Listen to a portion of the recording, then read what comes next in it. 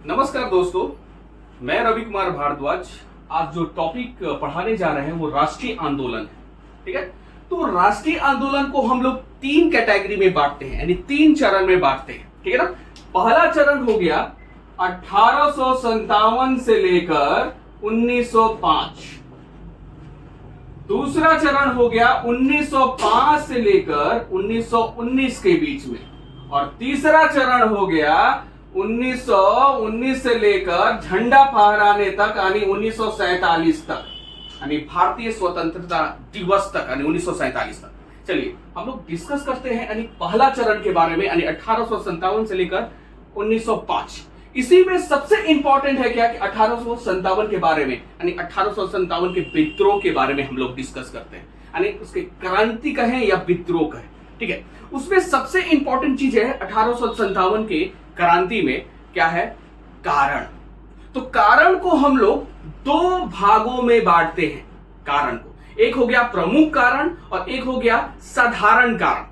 प्रमुख कारण में क्या है कि बहुत बार एग्जाम में आ चुका है क्या कि 1857 का विद्रोह या क्रांति में का प्रमुख कारण क्या था। तो प्रमुख कारण क्या था, तो ब्रिटिश साम्राज्य का घिनौनी नीतियां। बहुत बार यूपीएससी और पीसीएस में आ चुका है क्वेश्चन। चलिए नॉर्मल कारण के बारे में हम लोग डिस्कस हो रहा कर रहे हैं। तो नॉर्मल कारण में क्या है कि उसमें दो इंपॉर्टेंट नॉर्मल कारण है। पहला क्या है, नॉर्मल कारण में क्या है कि एक सैनिक हो गया, एक तत्कालिक कारण हो गया। ठीक है ना।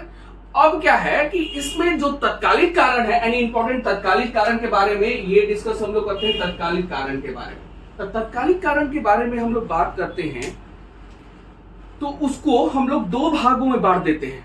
क्यों, तो एक हो गया अंग्रेज के जो लौंडे थे, यानी एंग्लो इंडियन, ठीक है ना, उनके बारे में, उनके विचार के बारे में, उनके आइडियोलॉजी के बारे में, और एक हो गया भारतीय विद्वानों के बारे में। तो जो अंग्रेज के लौंडे थे यानी एंग्लो इंडियन थे, वो तत्कालिक कारण के 1857 के विद्रोह के तत्कालिक कारण के बारे में बताते हैं कि ये चर्बी युक्त कारतूस और दूसरा असंतोष सैनिक के बारे में। लेकिन जब बात करते हैं भारतीय सैनिक के, भारतीय इतिहासकार, भारतीय विद्वानों के बारे में, तो वो बताते हैं क्या कि क्या कारण था। तो कारण था सामाजिक, आर्थिक, राजनीतिक, धार्मिक, ये कारण उभरा था। चलिए अब मुद्दा पर हम आते हैं और एक कहानी जैसा बताते हैं कि आखिर में ये जो तत्कालिक कारण था जो एंग्लो इंडियन ने बताए थे कि चर्बी युक्त कारतूस के बारे में।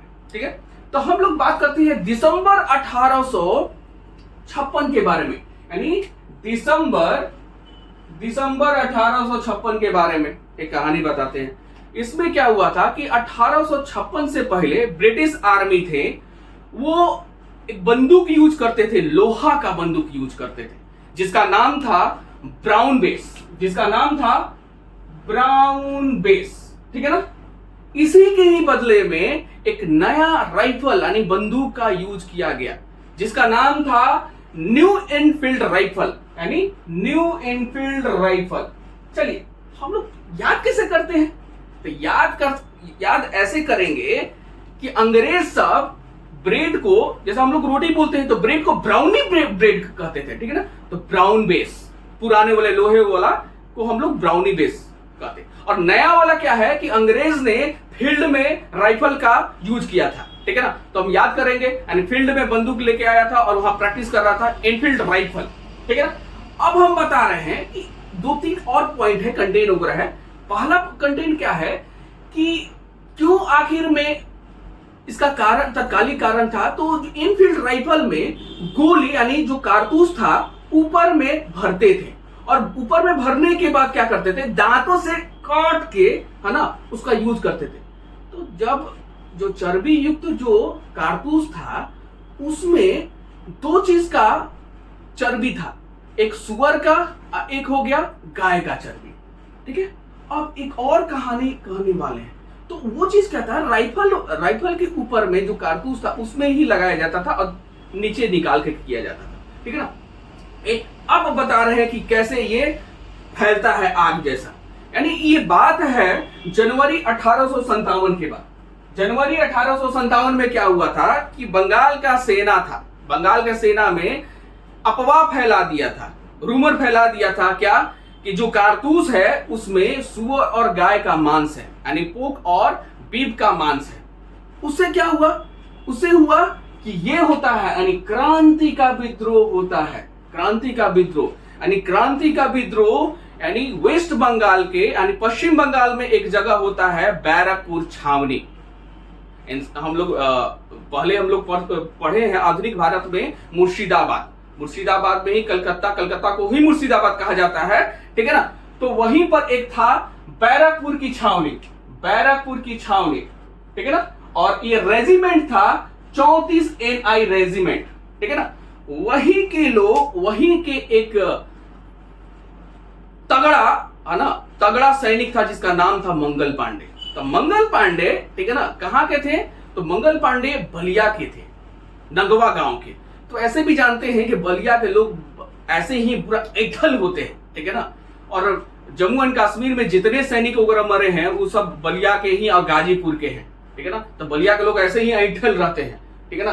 तो वो क्या है कि वहां पर बैरकपुर में सबसे पहले उनको नेता घोषित किया गया और उन्होंने क्या है कि मना कर दिया चर्बी युक्त कारतूस को जलाने के लिए, जो न्यू एनफील्ड राइफल है उसमें यूज वगैरह करने के लिए। चलिए, अब ये जो स्टार्ट हुआ था ये 29 मार्च 1857 को। जो डेट है ना वो हमेशा याद रखिए, वो बहुत ही इंपॉर्टेंट है कि 29 मार्च 1857 है, ठीक है। अब क्या है कि इसमें दो अंग्रेज आते हैं मनाने के लिए, लेकिन जो मंगल पांडे हैं ऐसे ही बलिया के लोग, गाजीपुर के लोग ऐसे ही खतरनाक होते हैं, अड़ियल होते हैं। बोले कि नहीं करना तो नहीं है, क्योंकि ये धार्मिक हो गया। सुअर के मांस को मुस्लिम लोग अपवित्र मानते हैं और हिंदू लोग गाय के मांस को पवित्र मानते हैं। वैसे ही मान लिया गया, यानी धार्मिक एक रिलीजन वगैरह हो गया, ठीक है ना। अब हम लोग बात करते हैं तो दो आते हैं, एक तो अपने को लेफ्टिनेंट कहते हैं, एक अपने को जनरल बोलते हैं। तो लेफ्टिनेंट बाग बगीचा से आते हैं इसलिए बाग, ठीक है ना। बाग बगीचा से आते हैं इसलिए बाग। और एक ह्यूस्टन से आते हैं, यूरोप के एक स्थान है ह्यूस्टन, तो अपने को बोलते हैं ह्यूस्टन, ठीक है ना। मना करने के बावजूद भी अड़ियल रहते हैं मंगल पांडे, और मंगल पांडे ही क्या है, मना करने के बाद ज्यादा दिक्कत होता है तो मंगल पांडे के द्वारा ये दोनों को यानी लेफ्टिनेंट बाग और जनरल ह्यूस्टन की हत्या करा दिया जाता है। अब हत्या कराने के बाद पूरे ब्रिटिश साम्राज्य में ये हड़कंप मच जाता है कि एक सैनिक ने एक लेफ्टिनेंट एक जनरल की हत्या कर दिया। अब क्या है कि इनका एक प्लानिंग हुआ, इनका फांसी की सजा दे दिया गया। लेकिन फांसी की सजा क्या है कि फांसी की सजा देना चाहिए था, डेट रखा गया था 18 अप्रैल 1857 को, लेकिन 10 दिन पहले ही इनको फांसी की सजा दे दिया गया था। किसको? तो मंगल पांडे को। ये 10 अप्रैल 1857 को ही इनको फांसी की सजा दे दिया गया था। 8 अप्रैल 1857 को दे दिया गया, 10 दिन पहले ही दे दिया गया था। ये चीज क्या है कि अब हम लोग क्या है कि बात करते हैं यानी क्रांति का प्रसार के बारे में, ठीक है ना। जब फांसी की सजा हुआ ना तो पूरे नॉर्थ इंडिया में, पूरे उत्तरी भारत में क्या है कि आग जैसा फैल गया। और वो क्या है कि वो यानी बात करते हैं यानी बैरकपुर कलकत्ता से सीधे मेरठ के पास जाता है। वहां के एक छावनी था जिसका नाम था केवलरी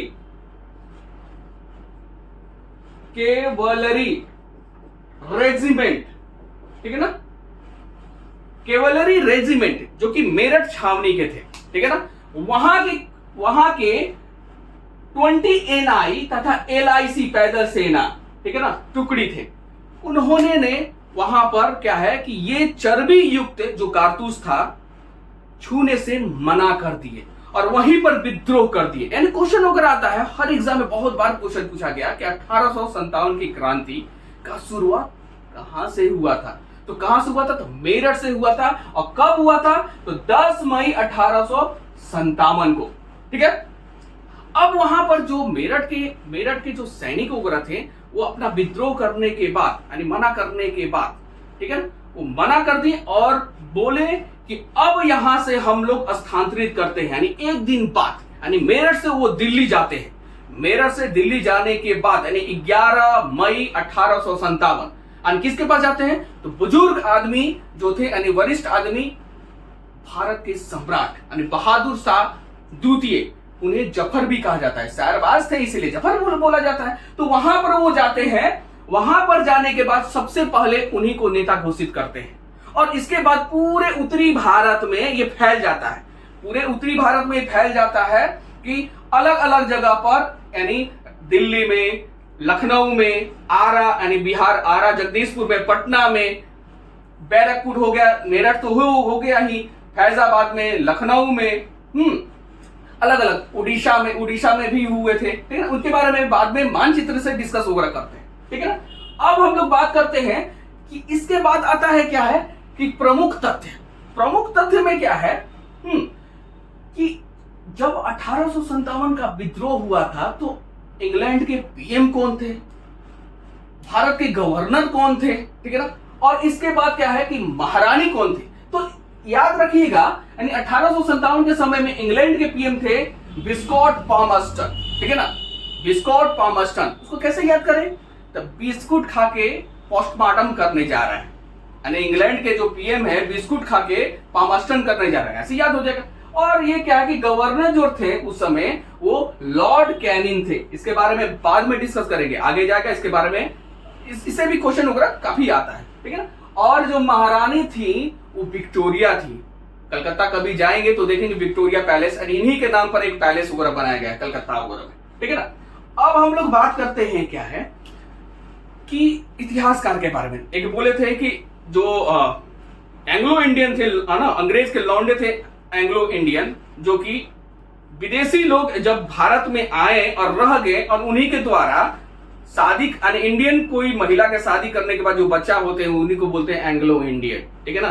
तो क्या बोलेंगे? अंग्रेज के लौंडे ही बोलेंगे, ठीक है। तो अब क्या है कि अब भारत के जो इतिहासकार थे उन्होंने 1857 के बारे में डिस्कस किए, मेन इंपॉर्टेंट, जो कि एग्जाम में आता है, ठीक है ना। तो पहला इतिहासकार थे बीडी सावरकर। तो बीडी सावरकर ने 1908 में, ठीक है, the first war of the independence,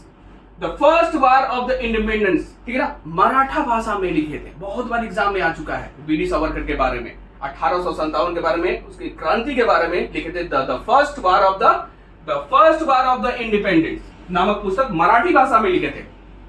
अब बात करते हैं अशोक मेहता के बारे में। बहुत बड़े इतिहासकार थे हिस्ट्री के, ठीक है ना। उन्होंने क्या बोले थे? The great rebellion. इस ग्रेट रिबेलियन पुस्तक को इसे राष्ट्रीय विद्रोह के दर्जा दिए थे अशोक मेहता ने, ठीक है ना। अब बात करते हैं सरकारी इतिहासकार। भारत सरकार ने सरकारी इतिहासकार, ठीक है ना, डॉक्टर सुरेंद्र नाथ सेन को कहते। इन्होंने एक पुस्तक लिखा था 1857। इन्हें सरकारी इतिहासकार कहते हैं। हमारे चच्चा जी थे, उन्होंने भी 1857 के बारे में एक पुस्तक लिखे थे। उनके बारे में एक आइडियोलॉजी यानी विचार प्रकट किए थे, जो बोले थे ये 1857 का विद्रोह असंगठित संग्राम था, यानी ऑर्गेनाइज रिवोल्ट था, ठीक है। अब क्या है कि हम जितने क्वेश्चन वगैरह आते हैं, तो 50 क्वेश्चन हो गया, कंटेन वगैरह हो गया। अब जितने क्वेश्चन वगैरह होता है हम मानचित्र से उल्लेख करते हैं, यानी कौन कौन ऐसे नेता थे, किस प्लेस पर, किस स्थान पर वो अपने को नेता घोषित करते हैं। जैसे लखनऊ में बेगम हजरत महल, दिल्ली में ऑलरेडी बताती है कि बहादुर शाह जफर द्वितीय, ठीक है ना। तो आरा में वीर कुंवर सिंह, ठीक है ना, और अमर सिंह उनके, तो उसके बारे में हम उल्लेख करेंगे। और इसका इंपॉर्टेंट क्या है कि उसमें कौन अंग्रेज अधिकारी थे, उनको समाप्त करने के लिए कौन गए, कैसे गए, उनका इंपॉर्टेंट। झांसी की रानी, ठीक है ना, झांसी की रानी हो गए, तात्या तोपे हो गए, नाना साहब हो गए, ठीक है ना, इनके बारे में लियाकत अली हो गए, उनके बारे में डिस्कस वगैरह करेंगे। और मानचित्र से इंडिया का मैप बताएंगे, वो करेंगे।